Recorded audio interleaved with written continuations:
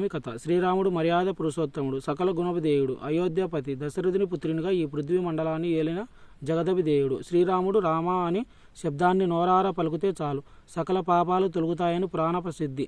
అట్టి శ్రీరాముని కళ్యాణం మన అందరికీ మహా పర్వదినం. ఈ రోజున శ్రీరామ నవమిగా జరుపుకోవడం మన ఆనవాయితీగా దేశంలో నవమి రోజున నలుమూలల విశేషంగా పూజలు నిర్వహిస్తారు. మన రాష్ట్రం ఆంధ్రప్రదేశ్ భద్రాచలంలో ఈ శ్రీరామ నవమి కడు రమ్యంగా జరుపుతారు. ఈ దేవదేవుని కళ్యాణంలో మన రాష్ట్రంలో ప్రతినిధులు పాల్గొని శ్రీరాముని ముత్యాలు, పట్టు వస్త్రాలు అందిస్తారు. శ్రీరామనవమి వేడుకలలో కొన్ని లక్షల మంది పాల్గొని స్వామి కృపకు పాత్రులగుదురు. శ్రీరామనవమి రోజున పానకం, వడపప్పు ప్రసాదంగా స్వీకరిస్తారు. ఇది మన ఆరోగ్యానికి చాలా మంచిది.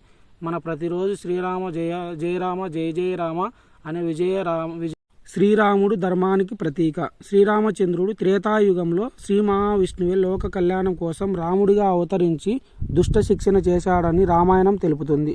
తండ్రి ఇచ్చిన మాట కోసం కట్టుబడి అరణ్యాలకు వెళ్ళిన రాముడు ఇప్పటికీ ఎప్పటికీ ఆదర్శమూర్తే. రామాయణంలో రాముడి లక్షణాల గురించి వర్ణిస్తూ మహాగుణాలు ఆయనలో ఉన్నట్లు తెలిపారు. అయితే రాముడితో పాటు సీతాలక్ష్మణుడు, హనుమంతుడు కూడా కొన్ని ధర్మాలకు ప్రతీకలుగా నిలిచారు.